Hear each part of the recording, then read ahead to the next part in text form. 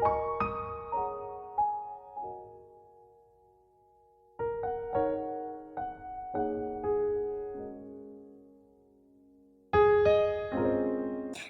Everyone, welcome back to my channel. মোয়ের চ্যানেলে তোমাদের সবাইকে অনেক অনেক স্বাগত জানিয়ে আজকে আমি আর একটা নতুন ব্লগ শুরু করলাম। নতুন সকাল, নতুন ব্লগ, সবটাই নতুন। আর আমি যেদিন ব্লগটা করেছি সেদিনটা হচ্ছে তোমার শনিবার।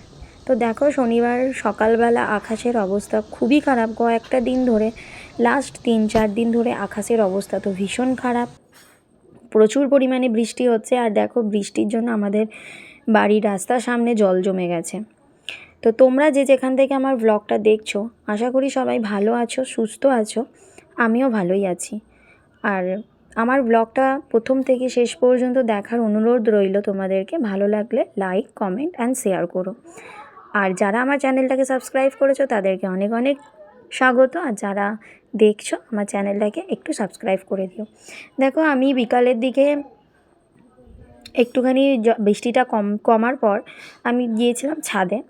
তো ছাদ থেকে ভিডিও করেছিলাম, দেখছিলাম কোথায় কতটা জল জমেছে। তখনও ঝিরিঝিরি করে বৃষ্টি পড়ছিল। তো দেখতে গিয়েছিলাম যে কতটা জল জমেছে। আমার বাড়ির সামনে দেখো, রাস্তায় প্রচুর পরিমাণে জল জমে গেছে। আর যেহেতু বর একটু তাড়াতাড়ি চলে এসছে এই বৃষ্টির জন্য, তো আসার পরেই বললো কি একটুখানি চা করার জন্য। তো আমি চা করতে বসে গেলাম। আদা, লবঙ্গ না, এলাচ দিয়ে ভালো করে একটু দুধ চা করলাম, কেন কি বর দুধ চা ছাড়া খায় না।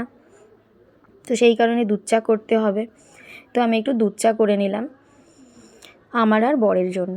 তো এই একটা জিনিসটা কি বলো তো, একটা দিন একটু তাড়াতাড়ি যদি ফিরে আসে বর, তো একটা জিনিস খুব ভালো হয় যে একটু চাটা মানে দুজনে বসে একসাথে খাওয়া যায়। কথাতেই আছে না, কারোর পৌষ মাস তো কারোর সর্বনাশ, এরকম একটা ব্যাপার কথা আছে। তো যেহেতু বৃষ্টি কমে গেছে, আমি গেলাম একটু ঠাকুর ঘরে আলোটা জ্বেলে দেওয়ার জন্য। আমি গিয়েছিলাম ছাদে, তখন আলোটা জ্বালা হয়নি, আলোটা জ্বেলে দিয়ে এলাম। অন্ধকার নেমে গেছে। এদিকে চাটা বসিয়ে দিয়েছিলাম। চাটা আর আমি সামনে কোনো মানে চামচ খুঁজে পাইনি বলে হাতের সামনে যেটা পেয়েছি সেটা দিয়ে একটু ভালো করে করে নিলাম, যাতে চিনিটা একটু মিক্স হয়ে যায়। তো এরপর আমরা দুজনে মিলে চা আর টোস্ট নিয়ে বসে পড়লাম চা খাওয়ার জন্য। চা খেতে খেতে টুকটাক কিছু এদিক ওদিক গল্প করলাম, করে চাটা খেলাম। আর মেয়ে গিয়েছিল পড়তে, এই বৃষ্টির দিনেও পড়তে পাঠিয়েছিলাম। কেন পড়তে পাঠাতে হয়েছিল, আগের সপ্তাহ শনিবারটা ওর ছুটি হয়ে গিয়েছিলো, কেন ছিলাম না, মন্দারমণি গিয়েছিলাম। তো সেই কারণে ও পড়তে গিয়েছিল আর আমরা দুজনে মিলে বসে চা খাচ্ছিলাম। বললাম না, এই ছুটির দিনে এই একটা বেশ ভালো, যদিও মানে শনিবার হোক তাড়াতাড়ি ফিরে এলে রবিবারটা দুজনে বসে চা খাই, আর চা খেতে খেতে কিছু টুকটাক গল্পও করি। তো সাধারণত কেউ কাউকে সময় দিতে পারি না খুব একটা, কেন কি সবাই প্রচুর ব্যস্ত, হাজব্যান্ডও ব্যস্ত থাকে, আমিও সারাদিন আমার কাজকর্ম নিয়ে ব্যস্ত থাকি, সংসারের কাজ নিয়ে ব্যস্ত থাকি। তো চাটা খেয়ে হাজব্যান্ড বেরিয়ে গেল ওর যে বিজনেসটা আছে সেটার একটু দেখার জন্য।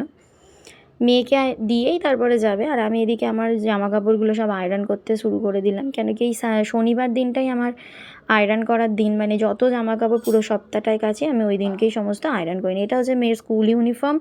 আমার মেয়ের টোটাল 3টে স্কুল ড্রেস, একটা স্কুল ইউনিফর্ম আর একটা গাইডসের ড্রেস, মানে এনসিসি করলে যে ড্রেসটা হয় সেই ড্রেসটা, আর একটা মানে পিটি ড্রেস। তো এরপর রাত্রেবেলা হঠাৎ করে বরের ইচ্ছা হলো যে খিচুড়ি বানাতে হবে। তো অলরেডি তখন তরকারি হয়ে গিয়েছিল, তারপর খিচুড়ি বানাতে হবে। তো খিচুড়িটা আমি করিনি, খিচুড়িটা শাশুড়িই বসিয়ে দিয়েছিল।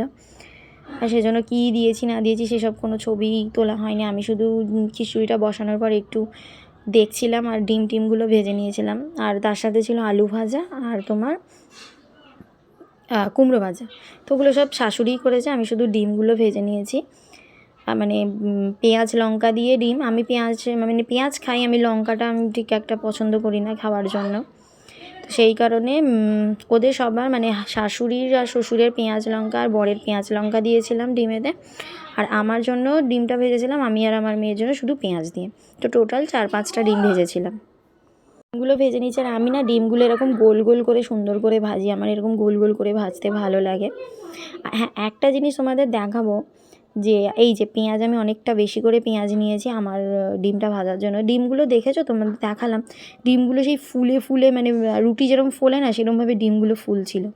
আমি এর আগে কোনো দিন দেখিনি কি ডিম এরকম ফোলে বলে, তো হঠাৎ করে দেখলাম ডিমগুলো এরকম ফুলে ফুলে ভাজা হচ্ছে। দেখো কেমন ফুলেছে, পুরো ফুলে ফুলে ভাজা হয়েছে। তো আমি 4-5টা ডিম ভেজে নিলাম, নিয়ে তারপরে খেতে বসে যাব। আগে মেয়েকে খাবারটা দিয়ে দেবো, কেন কি ওর একটু সময় লাগে খেতে। তারপর আমি আর হাজব্যান্ড দুজনে মিলে বসবো। ওকে দিয়ে দিয়েছি খিচুড়ি, আলু ভাজা, কুমড়ো ভাজা, ডিম ভাজাটা ওকে দিয়ে দিয়েছি।